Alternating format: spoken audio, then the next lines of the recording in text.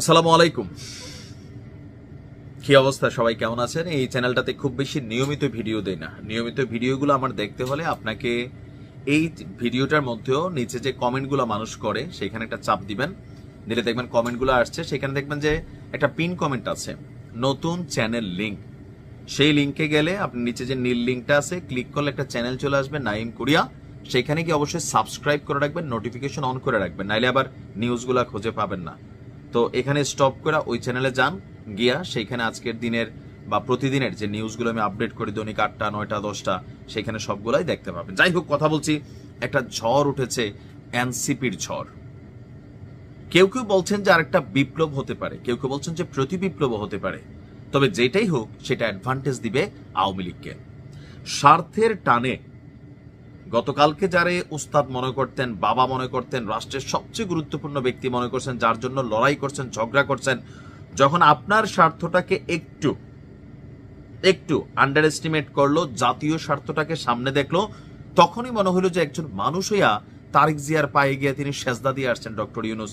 এই কথাটা কত বড় অপমানজনক একজন মানুষ হইয়া, একজন মানুষের জন্য।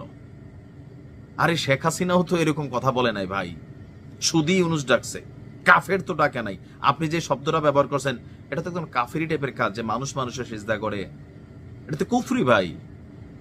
একজন ব্যক্তি বললেন না, টানা আপনারা সবাই বলছেন। অপরদিকে তারেক রহমানকে দেশে ঢুকতে দিবেন নাকি দিবেন না, আপনাদের ইচ্ছায় তিনি কি ঢুকবেন নাকি ঢুকবেন না, এই বিষয়টা আমরা ক্লিয়ার না। এই যে নাসিরউদ্দিন পাটোয়ারি বলল, আমার এই প্রত্যেকটা ভিডিওর বড় বড় যে বিস্তারিত নিউজগুলো, এগুলো নতুন চ্যানেল নাইম কোরিয়াতে দেওয়া আছে, সেখানে দেখে নেবেন যে মানে ইতিহাস থেকে শিক্ষা না নিলে বিদেশে অনলাইনে পড়ে থাকতে হবে। কেন বাবা নাসির? বাংলাদেশটা কি তোমার একার নাকি? মানে কি বলা হয় যে ফ্লাইটগুলো তুমি কন্ট্রোল করো, পররাষ্ট্র তুমি কন্ট্রোল করো, যে তোমার কথায় একজন মানুষ বিদেশ পড়ে থাকতে হবে। এই যে কিছু কিছু কথাবার্তা বা মানে সব মিলিয়ে আপনি দেখেন মানুষের কাছে গ্রহণযোগ্যতা এনসিপির প্রতি মানুষের একটা সফটনেস কিন্তু আছে। কারণ আওয়ামী লীগ সরকারকে হটানোর জন্য রাজনৈতিক দলগুলো যেখানে ঈদের পর ঈদ কাটাইছে, একের পর এক পরিকল্পনা ব্যর্থ হয়েছে, সেখানে এই ছাত্রগুলা সেই আন্দোলনটাকে গতিবেন করছে। সরকারের পতন ঘটানোর জন্য তারা কাজ করছে লাস্টের 5-7 দিন।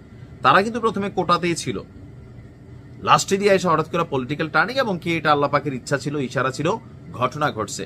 এরপরে এদের প্রতি মানুষের যে ভালোবাসা ছিল, দলমত নির্বিশেষে এদের প্রতি যে শ্রদ্ধা ছিল আওয়ামী লীগের বিপরীতে, এখন আপনি এদের প্রতি শ্রদ্ধার জায়গাটা জামাত বলেন, বিএনপি বলেন, আমজনতা বলেন, আপনি দেখেন কোন লেভেলে আছে।